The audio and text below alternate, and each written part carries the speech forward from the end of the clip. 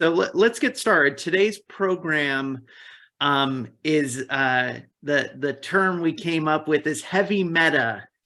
So we're going to talk through some Metasearch considerations and best practices, strategies.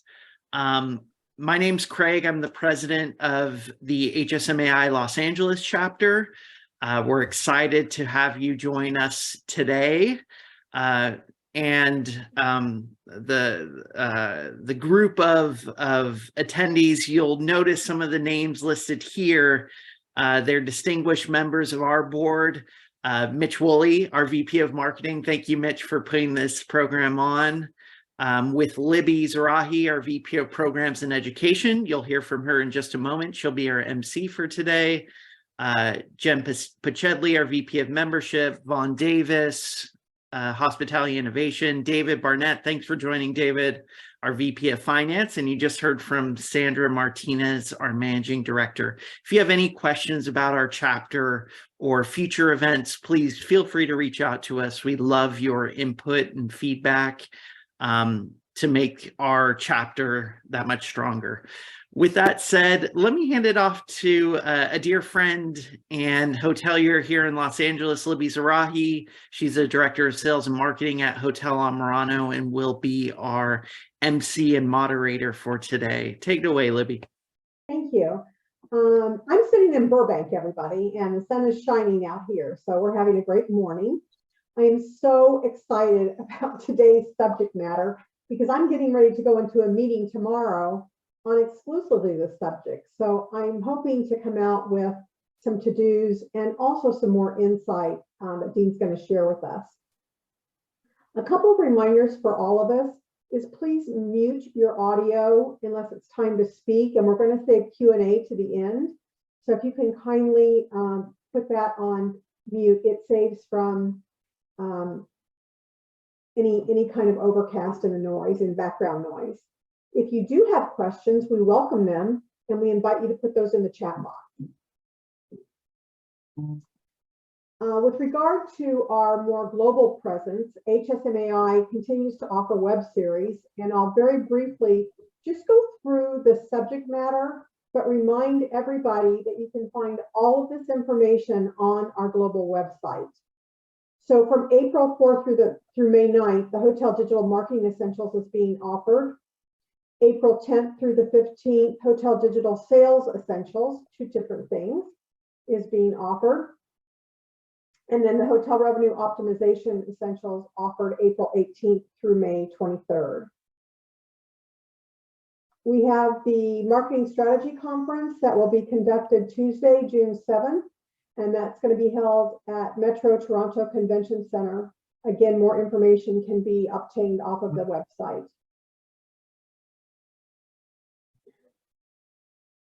Oh my gosh, it's time for the ROC conference.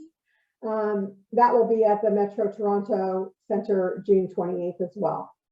Very, very well-respected conference. We want to welcome our new members and thank you for taking time to invest yourselves in HSMAI. Arlette Carmona is the Dual Director of Ambridge Hospitality. Welcome. Tom Davidson, Vice President of Revenue Management with the CIM Group. Cynthia Gonzalez, Director of Global Sales with Viceroy Hotel Group. Christian Gonzalez, Director of Sales from the Rosewood, not sure how to pronounce that, Maya Kaloba. Samantha Kuhn, who's Director of Revenue Management from Palace Society. Courtney Olson, Corporate Director of Digital Marketing with Rosewood Hotels. Jessica Reihart, Director of Management from the Resort at Pelican Hill. And next, Ravi Rowan, sorry if I mispronounced that, Regional Director of Revenue Management, also with Rosewood Hotels and Resort. We also have Michael Stevenson joining us from Wellness Hospitality Association. We know Michael and we appreciate his investment in HSMAI. Keenan Deacon, General Manager with Hyatt House and Hyatt Place, I believe out to the airport if I'm correct. And Kat Semmers, Director of Digital Marketing Corporate with Guest Services Incorporated. And welcome, and we encourage everybody to come with us monthly, wherever we're going, whether we've been virtually primarily, but we're going to be having some in-person activities as well before the end of the year, and look forward to seeing you and visiting with you personally. I had the pleasure of spending some time with Dean yesterday, our featured speaker for today, and I'd like to tell you a little bit about him so you know how well experienced and how well-rounded he is. Dean has over 25 years of experience in our overall industry. He specializes in building and optimizing Metasearch marketing programs. His depth of experience also includes online distribution, revenue management, e-commerce, reputation management, and many other facets that are associated with digital marketing. He's well known from his years in the marketing services with the division of Derbysoft, and he also launched the Metasearch marketing programs at Wyndham Hotels and Resorts. Having worked both as a technology vendor and a hotel supplier, he brings all of us a unique perspective on how solutions work from multiple perspectives. He currently serves as the Metasearch specialist for a Del Mar-based digital marketing company, 8560, and he's also founded his own companies, Basecamp Meta and MetaSearchMarketing.com, to provide educational resources as well as help other hoteliers run their marketing campaigns. In speaking with him, and I'll quote him, he said, "My mission is to educate and enable Metasearch marketing for both hotels and digital agencies. This is going to help them drive direct bookings and business growth." And I think that's what we all want to do, is to be able to amplify our presence and have a collaborative effort with each other. So with that being said, I'd like to first of all thank Dean because he's on the road and talking to us today. So again, Dean, thank you. I'm going to turn the program over to you. And just remind our participants today, any questions, just please put in the chat box and we'll narrow that down. And I believe, I'm not going to jump your presentation, Dean, but I believe you have also some training that you're going to offer people to opt into after today's presentation. Best way to stay in touch with him is through LinkedIn, and he invites all of us to do just that. Thank you, Dean. Very good. Thank you, Libby. And thank you everyone for joining today here. We've got a lot of information to cover, so I'm really going to crank through a lot of this. I do want to make sure we leave some time for question and answers at the end of all of it. Kind of excited to hear the depth and the variety of people that we have on the call today, because we're going to talk about Metasearch from several different aspects. Obviously, it's a marketing campaign. Did you know there's also a revenue management component to that? I know we've got some revenue managers here today, and so I'm going to talk a little bit about how that affects you. So here's what we're going to cover in a nutshell. What is Metasearch and the nuances thereof? We have to kind of set a baseline. Some of you may already know that, some of you may not, but we'll talk a little bit about the nuances of the different channels. I then am going to break into the different trends that we've been seeing from pre-COVID to during COVID and now post-COVID. I'm going to say we're post-COVID, we're there. And how that has changed a little bit in terms of some of the different metrics that we use. I do want to give you something that you can walk away with today. And you leave today, go to your Metasearch campaign and do this. And that would be the Google callouts. We'll talk more about that and why they're important. Then we're going to get a little bit more advanced. We're going to talk a little bit about your search engine audiences and how they can be used with your Metasearch campaigns. We're going to talk about rate parity because it is so important in Metasearch campaigns and what they haven't told you about it. And then last but not least, we're going to talk about some destination ads, otherwise known, or what I refer to as non-branded Metasearch, to help fill the need dates. Revenue managers, that should perk your ears up just a little bit. All right, so with that, let's start from the very beginning here. Panel overview and what is Metasearch and why do I care about it? Why is everybody talking about this? Well, first of all, let's talk about what it is. This is Google. Google, of course, is the elephant of the room. They drive more Metasearch traffic and volume than all of the other sites combined by a significant margin. But we have to understand what exactly it is. So just imagine for a moment that I searched for a hotel name on Google. In this case, I'm talking about the New York Marriott Marquis. Okay, top left there, we see my branded search term. We move down a little further, we see our typical search engine marketing results. Right? This is what our digital agencies have spent the past 15, 20 years making sure that they owned when it comes to marketing, right? And then further down below that, you get the organic search engine optimization. Off to the right of that, you have what's referred to as the Google My Business page. And you have one of these, whether you know it or not, whether you like it or not, whether you've claimed it or not, it's there.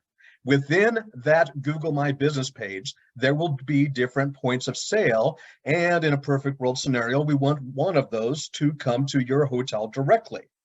Now, people often say, well, why should I be in there? Because you know what, hotels.com is in there booking. People are booking my hotel. It's great.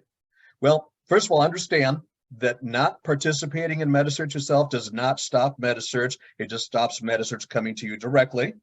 So we can link off to that to an OTA site, but we have to understand something immediately, that when I'm taking that to an OTA site, Expedia is going to show me a list of your hotel on top, but several other fine hotels in that market that they think you might be interested in. Expedia and everybody else, they are encouraged to get a booking. That is their motivation, not necessarily your booking. By way of comparison, if I click on your link, it's going to your booking engine, and the only thing I'm booking there is you, right? So the moral of that story is that it does matter when we talk about conversion rates. Not only does that have an impact though, but let's also take a look at what you can see on that page right there. Typically within the sales cycles, we talk about digital marketing. The number one drop-off point is at the rates and availability page, right? Somebody's gone through the search engine link we see on the left there. They've gotten to your hotel, they've browsed around a little bit, looked at the restaurant, looked at the area, looked at the photos. Okay, yeah, I want to book. They put in their dates, they try to book, and you're sold out. Or it's $500 a night and they're going, whoop, that's not what I had in mind. Or they're traveling with a family of 4 and all you have are king bedded rooms. Not what they wanted, right? By way of comparison, when we do this through Metasearch, several things have happened already. 1, I've got some pictures of your hotel. 2, I've got a neat little map link there on the top right that can show me exactly where you are at and what you're close to. 3, I've got some reviews for your hotel. Is this a good hotel? What are people saying about it? And finally, I've got the rates and availability for the dates that I have entered there. So if sticker shock is a thing, we've already covered it here. You haven't clicked yet. At the point where I click on that, I have an informed intent of booking a reservation. Now, the result of that is that your conversion rates are going to be higher. The other result is that we want to make sure that we've got a very clean, concise booking funnel at that stage where the only thing they're doing is booking a reservation, right? Get them booked as quickly as possible. Now, I do talk largely about Google because, as I mentioned, is the elephant in the room, but they're not the only channel by any means. In fact, I could go way beyond these top 5 here and get into some of the long tail channels that are popular in niche markets. But these are the big 5 that you're normally going to be talking about. Google, we just talked about. TripAdvisor. So TripAdvisor, a lot of people have asked, what is the relevance of TripAdvisor? Are they still as big as they were? And my answer to that is it depends on who you are, right? If you're a roadside hotel in Grand Island, Nebraska, probably not so much. If you're a destination resort in Cancun, oh yeah, you better believe it. Makes a huge difference, right? So especially those people where there's a longer sales cycle and I want them to come look at the pretty pictures, that's a TripAdvisor candidate, okay? Then we have Trivago. Trivago is notoriously one of the prominent Metasearch channels for European travelers. Even today, when I talk with people in Europe, they don't care about TripAdvisor, they care about Trivago. In fact, sometimes they don't even care about Google as much as Trivago. And I oftentimes have to say, wait, no, I don't care about that. That's not what I want to talk about. Here in the United States, it's not as big unless you're catering to an international traveler. Now, during COVID, that wasn't a big deal because there were no international travelers. As those start coming back, Trivago's traffic is starting to increase. That includes Canadian travelers, by the way. Canadian travelers also use Trivago, so keep that in mind. Then we have Kayak. Kayak's a really interesting channel, not just because of Kayak itself, but also because of Kayak's children. And what I mean by that is they have a variety of different sites, such as Momondo.com. If you're looking for a Latin America audience, Momondo is where it's at.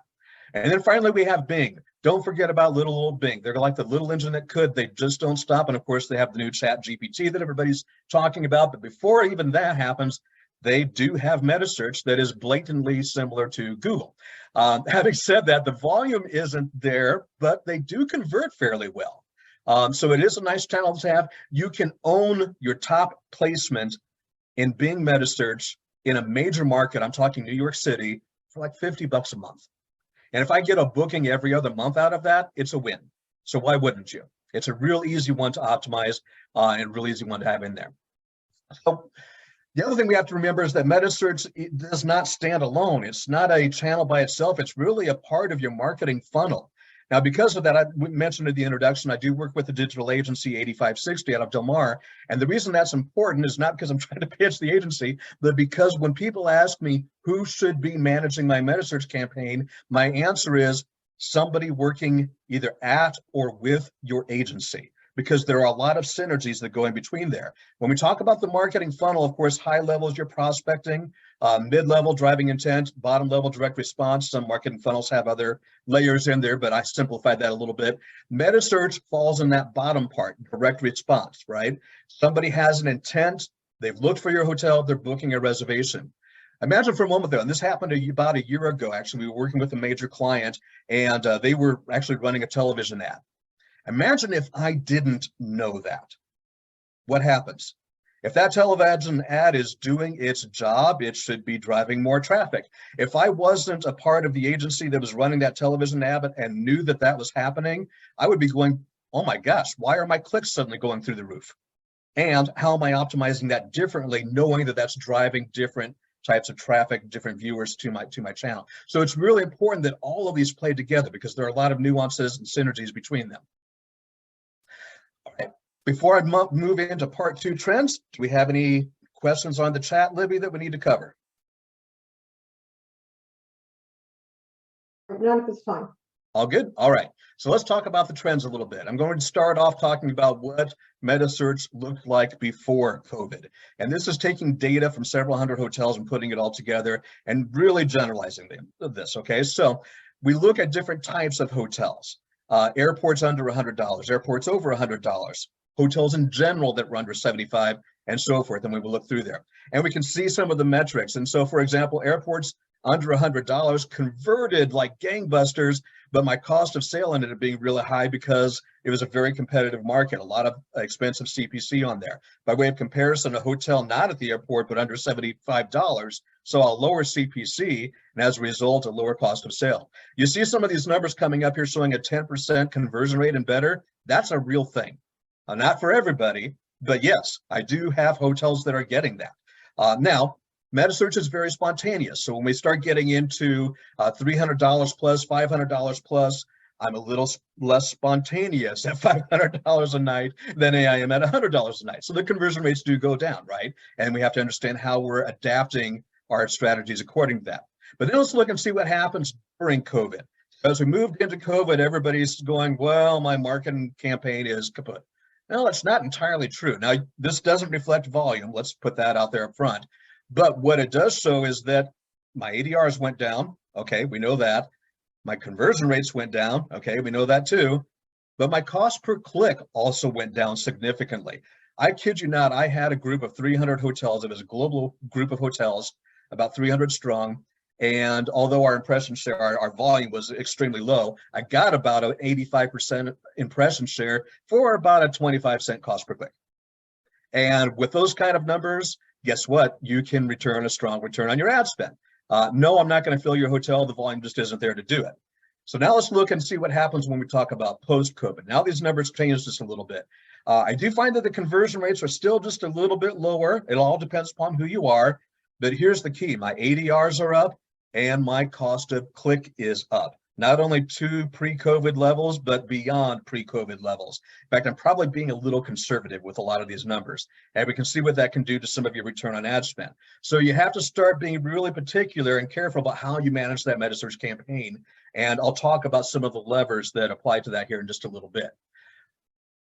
Now, having said that, so when we talk about a Metasearch campaign, really any marketing campaign, when it comes down to it, it's important to understand what is it that you're trying to achieve. Okay, and so just as a comparison, this is a real example I worked with. If you have a $3 cost per click at a 10% conversion rate, I need 10 clicks to get a booking. That's a $30 cost of sale, right?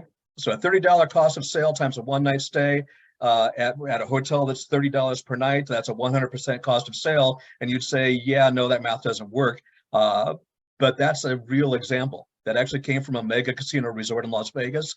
And for them, it was all about, how do I get this direct? The $30 a night was meaningless to them, okay? Also, by way of comparison, a luxury resort, this happened to be one in the Maldives, at $500 per night. You look at what their cost of sale looked like in comparison, you say, hey, that's a win. except for it got them about 2 bookings a month. Is that still a win? Right? So it's all relative, and we have to understand what are our objectives when we talk about running a Metasearch campaign. Within Google alone, there are several different KPIs that can be applied to this. And when we look at these, every single one of these impacts every other one of these, right? So I say, okay, I want bookings. Cool. So bookings, to get bookings, I have to have bookings that convert. In order for that conversion rate to matter, I have to have clicks. In order for those clicks to matter, I have to have a click-through rate based on the impressions I'm getting. And it goes all the way back up the ladder to my eligible impressions, how many times I could have been seen. If I didn't have eligible impressions, that goes all the way back down the ladder, right? So every one of these, even changing the click-through rate, makes a difference and impacts every other element that we see in here. Having said that, that leads us to part 3 here, which is how can we increase that click-through rate? This is one of the key takeaways I want everybody to have today. You can very easily, very quickly come away from this webinar today and go to whoever's running your Metasearch program and increase your click-through rate. And I'm going to show you how, and I'm going to show you why. So first of all, there's a thing within Google that's referred to as call-out messaging, otherwise known as Google callouts. Effective call-out messaging, and I'm not exaggerating this, more than doubles your click-through rate. I was talking with a client just yesterday, actually, and we looked at their baseline click-through rate, and it was about a 5%, which, by the way, is already kind of high. Normally, my baseline is about a 2 to 4% rate, is where your click-through rate ought to be. So their baseline was a 5% rate. Then I looked at what their click-through rate was when they had call-out messaging, 12%.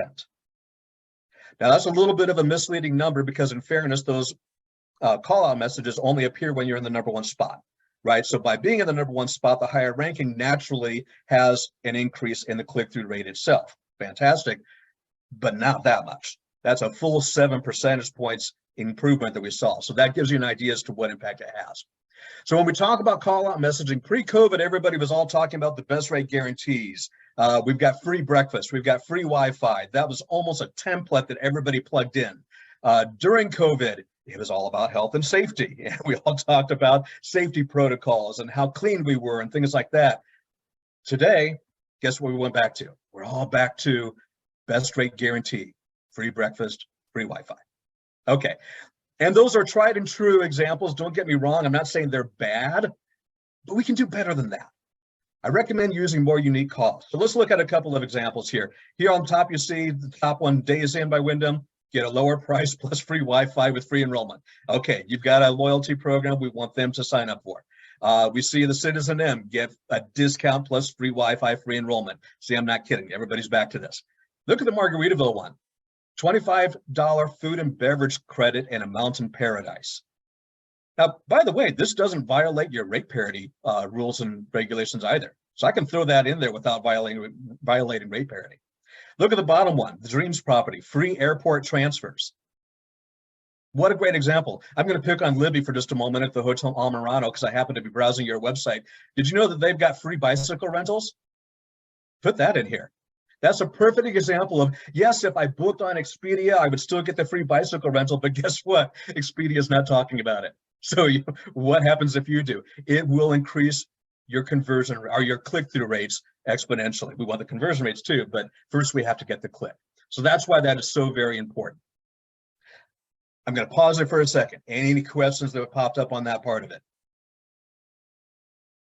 All good? Okay, now we're going to get a little bit more advanced. Now we're getting into kind of the 201 level stuff here, all right?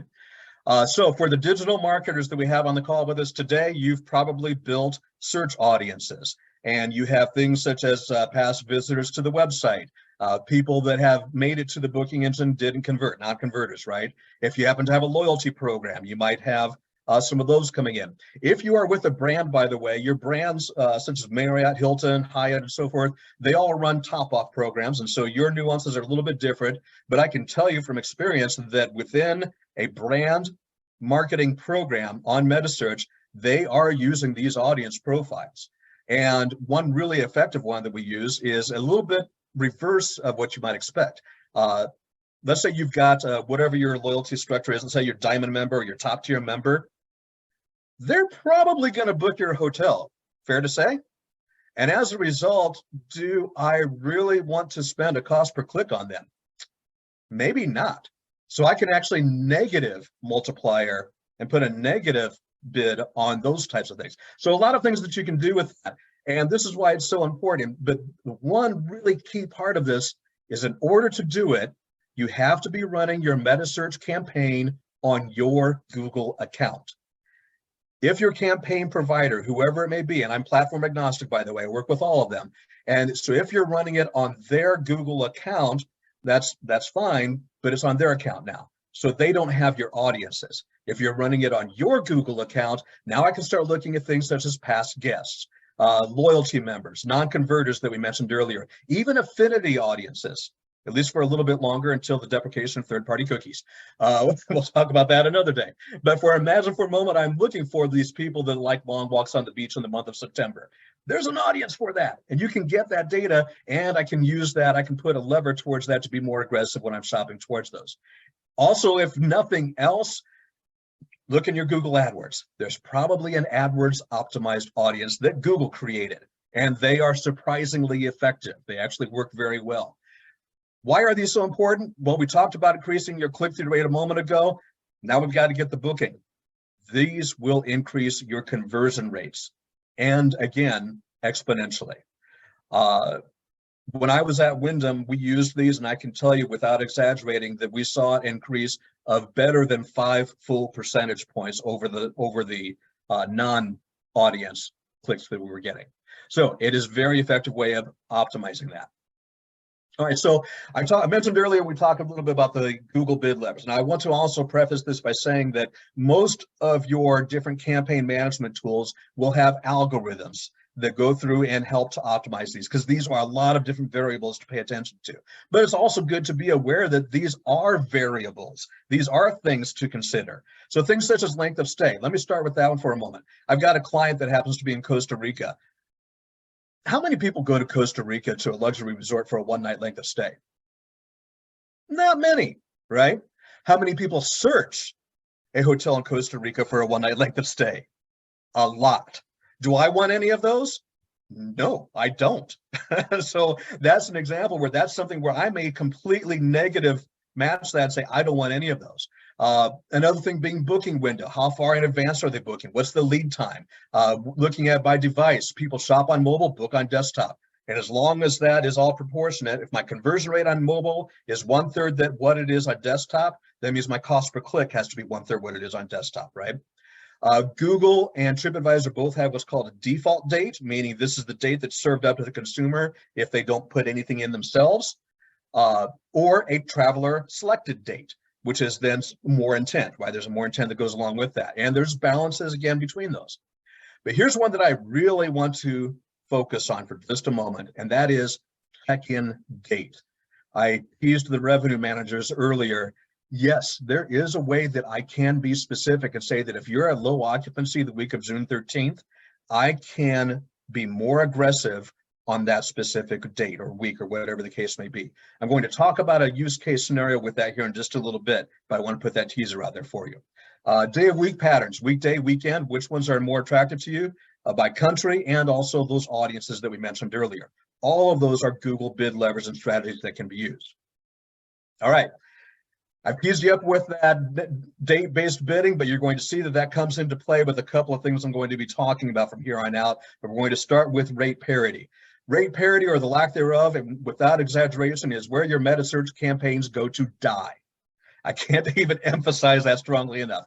This particular problem is not too bad, but I see a lot of cases where hotels are out of parity by 10, 15, even 20% versus the OTAs. In this particular example, they're only off by about $5, $6.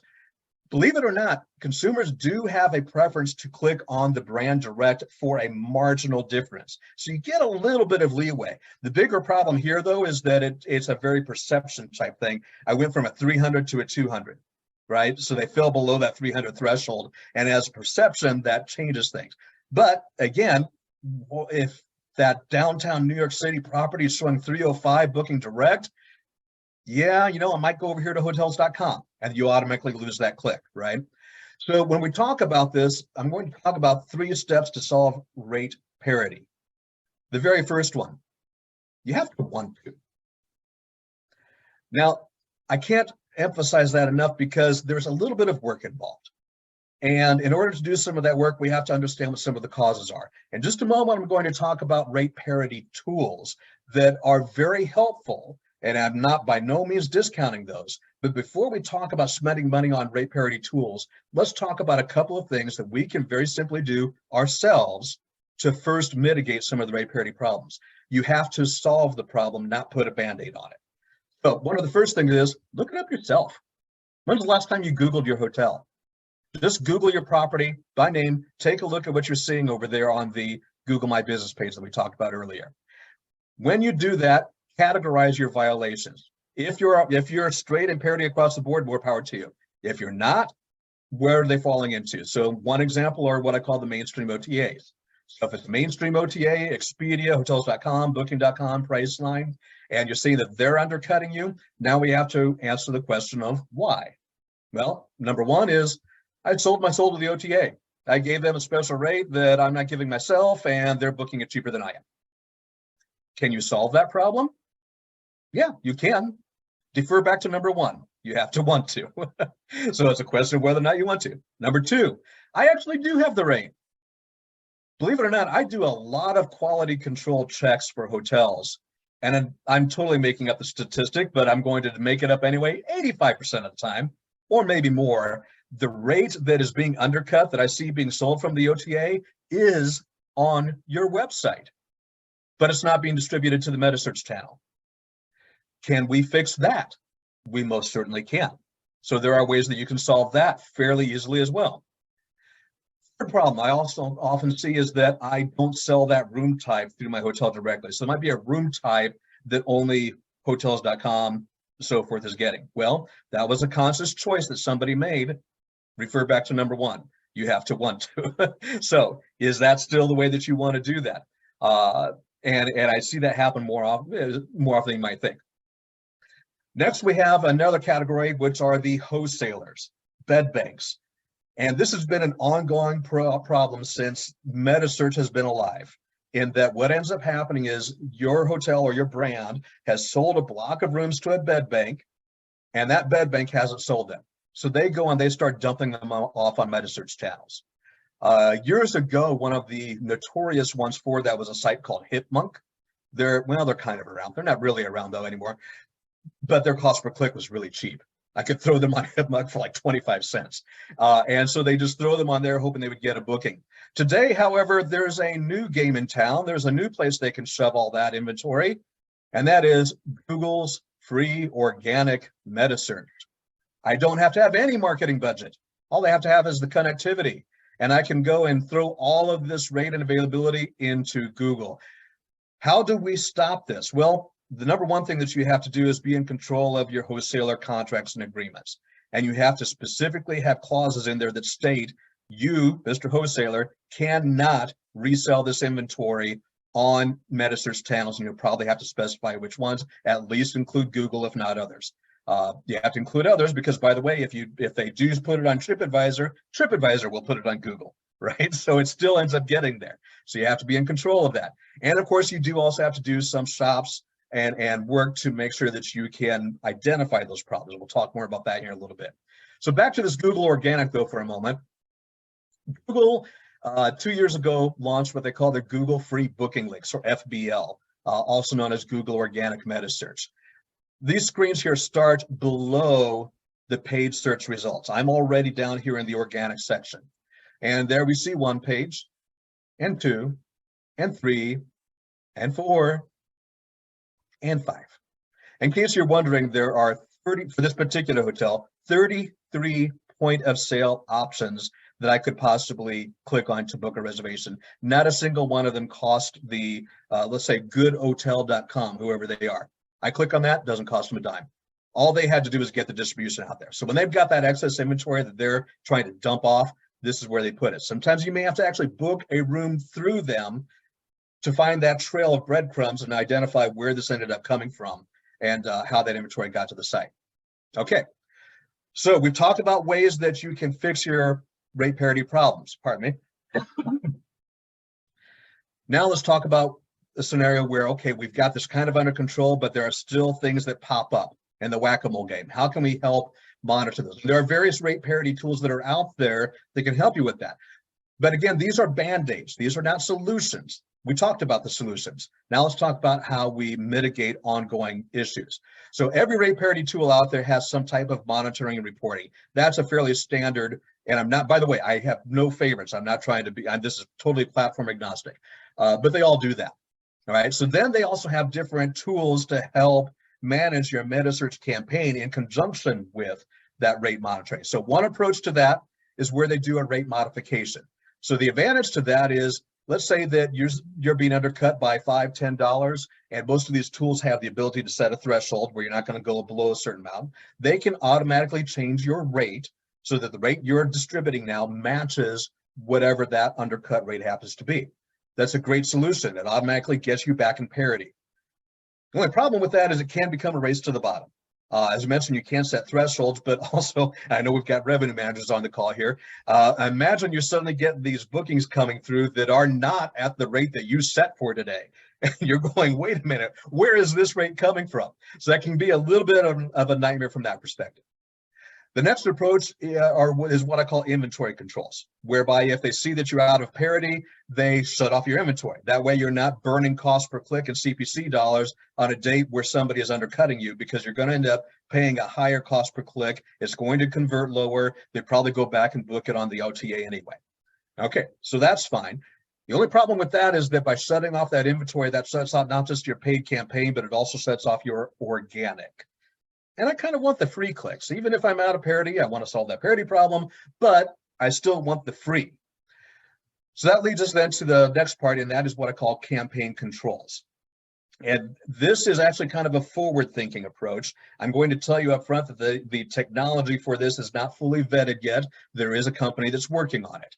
And what this allows you to do with this approach is that if I identify that you're out of parity on March 15th, or whatever the date happens to be, for that particular date, I'm going to take my bid, remember the date-based bidding we talked about earlier, I'm going to negative multiply that particular date. So on that date, my paid campaign doesn't show up, my free still does. I haven't eroded my rate values, so we don't have the race to the bottom. Ultimately, this is really the best way to go. And there, as I mentioned, there are some people that are working on that. So that helps you really have the best of all of those different things in there. It doesn't solve your problem. Again, none of these solve the problem. We're just putting a Band-Aid on and talking about how to work with it. Okay, I see we've had a couple of questions that have come into the chat. Libby, do we need to pause here and answer any of those? Pardon me just a minute. Yes, I want to share some observations by Rebecca McCoy, and thank you so much for sharing this. This goes back to talking about the OTAs. And I'll just paraphrase. It says, yes, but they have so much power. Our choice is not to work with the Expedias and lose all that business. They are matching cached rates, Meta, and taking it out of their margin. We have absolutely no control other than turning on or off Expedia. It's just a huge deal. It's a huge issue that the revenue managers are dealing with. And you're absolutely right. And there are a lot of issues with that. But I will tell you, like I said, I've done a lot of QC work, and more often than not, when I see Expedia undercutting my rates, it's usually because it's a different rate. Usually what I'm looking for is a prepaid non-refundable rate that you do actually offer on your website. Now, in those cases where Expedia and hotels.com, they're just willing to erode their margin, and I understand, look, they are a powerful tool. Expedia and booking.com do show positive returns and strong returns. You can't deny that. It's a love-hate relationship, right? And it's one of those things where you have to decide, where do my priorities lie? Look, if Expedia and Booking.com are giving you a 16-to-1 return on ad spend, and their volume of bookings is knocking you out of the park, yeah, you got to do it, right? There's just no denying that. Thank you. Great question. Any other ones we need to address before we move on? That was the primary one, but thank you. Okay, very good. All right, so now I want to go into talking about what I call destination ads. When I talk about destination ads, that is a broad generic term that's referring to, Google has what they call Google promoted properties, TripAdvisor has sponsored placements. Really, almost every one of the different Metasearch channels has some variation of these. But I want to talk a little bit about a myth. And that is that I often hear that Metasearch is just about channel shift as opposed to getting new or incremental business.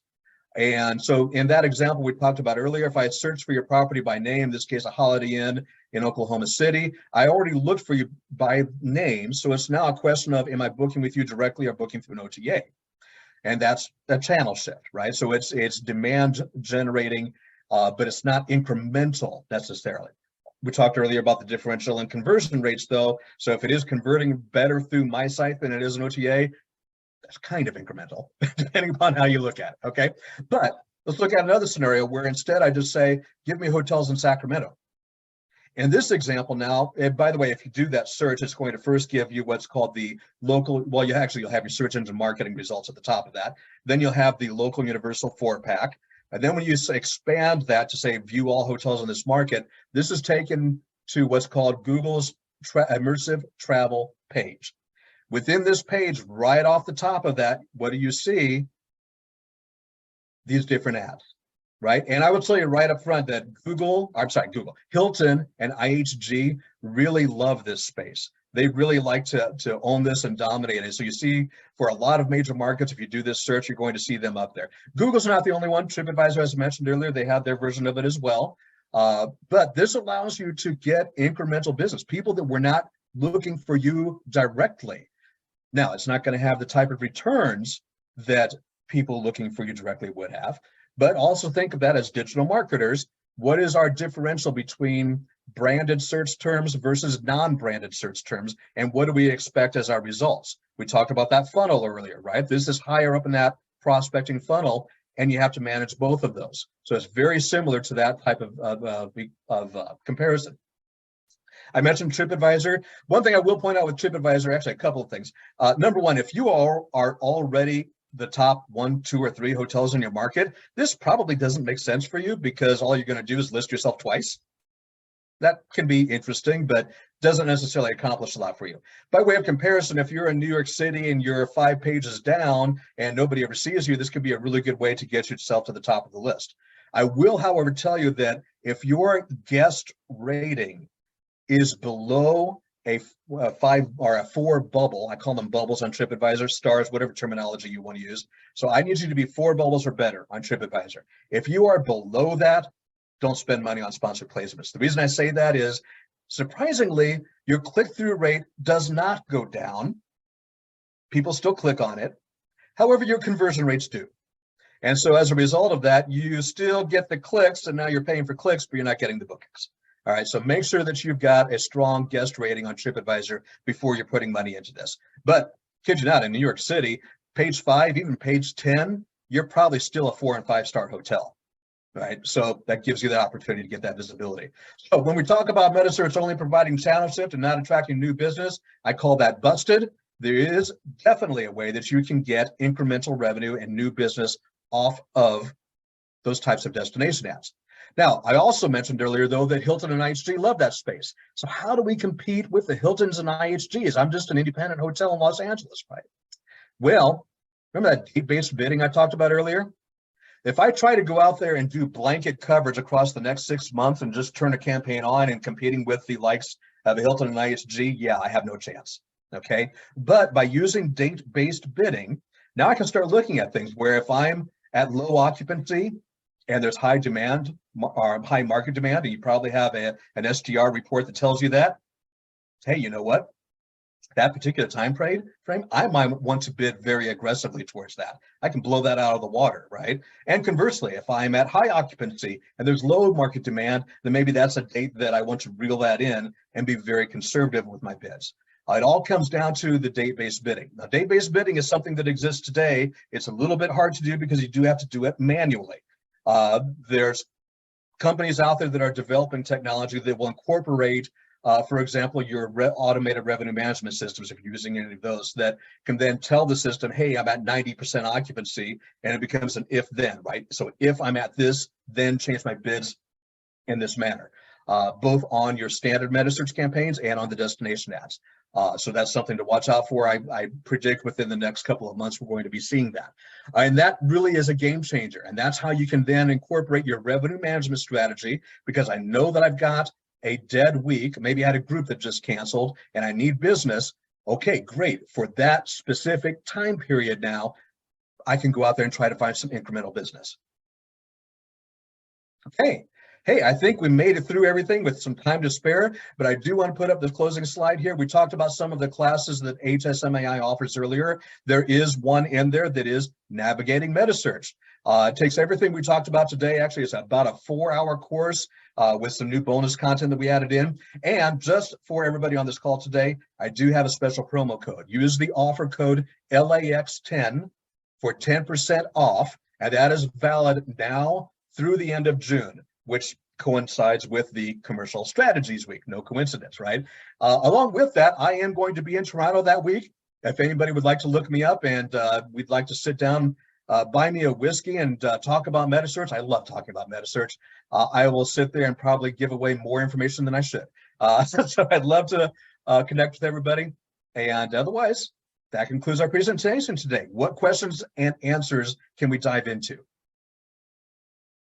I think the primary question that we had you answered earlier, but if anyone would like to type anything into the chat box, we do have a few minutes left that we could explore any issues that you'd like.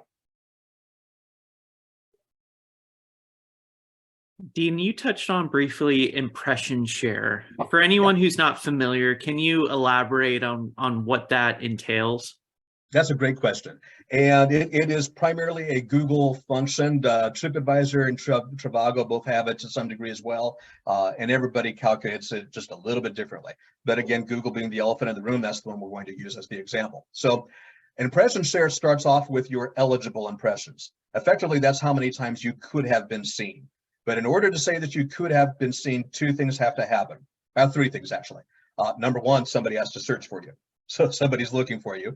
Number two, you have to have had availability. If you're sold out, no eligible impression.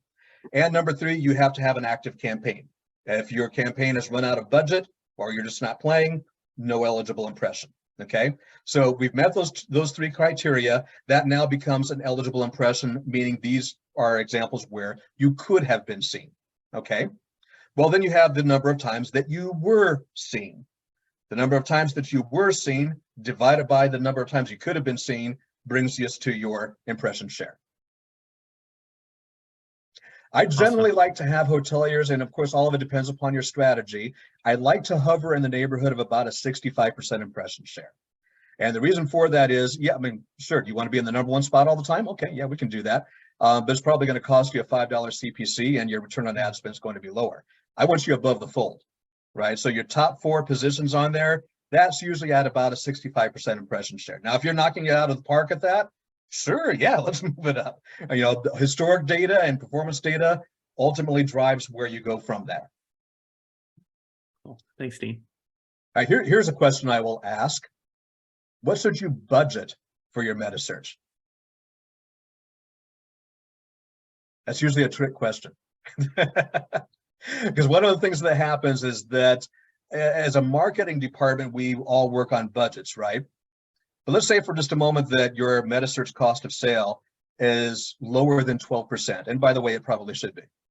Let's say that conversely, you're paying an OTA 15%, 18%, maybe even 20% commission. All right, so if your cost of sale on Metasearch is 12% and I'm paying an 18% commission, by shutting off my Metasearch campaign, what I'm doing is saying that rather than taking this at a 12%, I'd rather pay 6% higher and let it go to the OTA. Why would you ever not fund that? Well, the answer is marketing departments have budgets. That's just a reality, right? So there's different ways that people try to solve that. I'm going to forward down here. I've got a little appendix. But in theory, it should be uncapped. That's a perfect world scenario. But a lot of people will also try to solve that with what they call a commission, CPA, cost per acquisition, pay per stay model, different variations of that.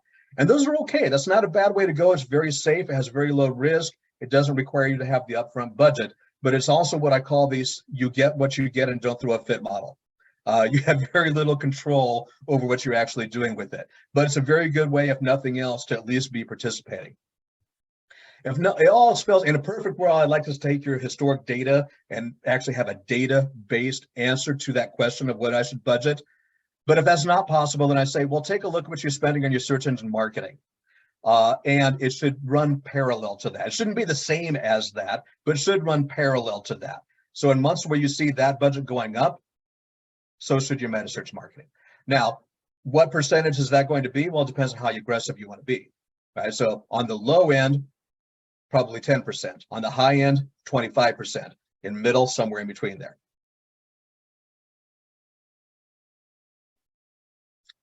Let's see, I think we had another question pop in there. I'm going to come up here. Oh, somebody brought up the fact that you own the guest, not the OTAs. Yeah, by the way, I want to touch on that for a second. Owning the guest is an obvious thing because we want to be able to do the pre and post stay marketing.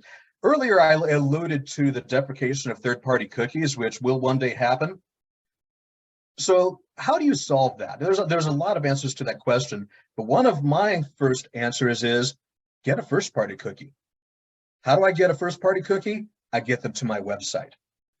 And yeah, we want bookings, but second only to getting the booking, getting that first-party data from the guest is gold and is becoming ever so more important. Dean, I have one other, pardon me, I'm sorry, I need to cut you off. Thank you for that. A question posed, which is a good one. Are there any software or services to help identify which source is supplying inventory to the random OTA sites on Meta without having to confirm via a test booking? And these are usually wholesalers, I think. Yeah, so that, well, there are to some extent. Now, actually, the secret of that is that those same software programs, what they are doing is doing a test booking, which works out well if it's, if it's a hotel that has a standard, I need a credit card guarantee with a 6 p.m. cancellation policy. When you've got a resort in the Caribbean that requires a deposit and 3 months in advance cancellation, that's a little tougher to do. But more often than not, that's exactly what those software programs are doing, is just booking that to try to see where it comes through on. The other problem is that even with those that have that full automation, is that trying to chase down these wholesalers kind of becomes a whack-a-mole game.